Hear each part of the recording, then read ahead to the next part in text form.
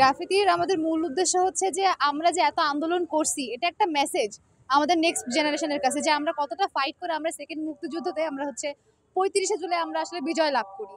এখানে যারা যারা শহীদ হয়েছে, যারা যারা মানে কি কি আমাদের একটা পুরো জার্নি আছে, 4টা দেওয়াল আমরা চেষ্টা করছি পুরো জার্নিটা তুলে ধরা।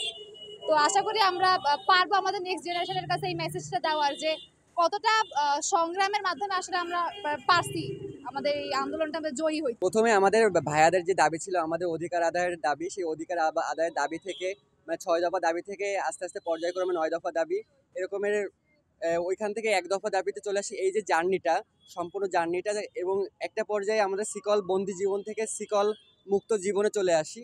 এই যে পুরো জার্নিটা আমরা 4টা ওয়ালে তুলে ধরছি, এবং প্লাস এর পাশাপাশি আমরা হচ্ছে চতুর্থ যে দেয়ালে বাংলাদেশের যে ঐতিহ্যগুলো, পুরানো ঐতিহ্যগুলো ছিল, সেই ঐতিহ্যগুলো ফুটায় তোলার চেষ্টা করছি। ওইটা আমরা বাদ দিইনি। দেশটা আবার সুন্দর করে স্বাধীন হয়েছে, সেটা আমরা আন্দোলন করছি, আবার আমরা সুন্দর করে দেশটাকে সাজাচ্ছি নতুন করে। আমরা দেখতে চাই দেশটা আমাদের মনের মতো, এই জন্য।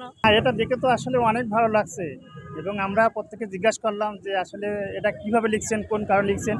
এটা তাদের দীর্ঘদিন যদি মনের ভিতরে যে একটা দীর্ঘ একটা দুঃখ কষ্ট ছিল, সেটা লেখনীর মাধ্যম দিয়ে বিভিন্ন আকারে এটা প্রকাশ করছে। মানে আমাদের দেশের আগে যেভাবে পোস্টার বাণিজ্য হতো, যেভাবে পোস্টার লাগাতো, এমনকি কোচিংরাও হচ্ছে কি দেখা যাচ্ছে যে এখানে অনেক ডিজাইন করতো, তো তার থেকে ছাত্ররা আমরা যেভাবে এটাকে ফুটাই তুলছে, এটা অনেক সুন্দর দেখতে লাগতেছে। এমনকি সবাই, আমি এই পেছনে এসে দেখতেছি সবাই এসে ছবি তুলতেছে, আর তারা যেভাবে কষ্ট করতেছে, এটা আসলে বলার বাহুল্য রাখে না যে আসলে আমরা স্বাধীন।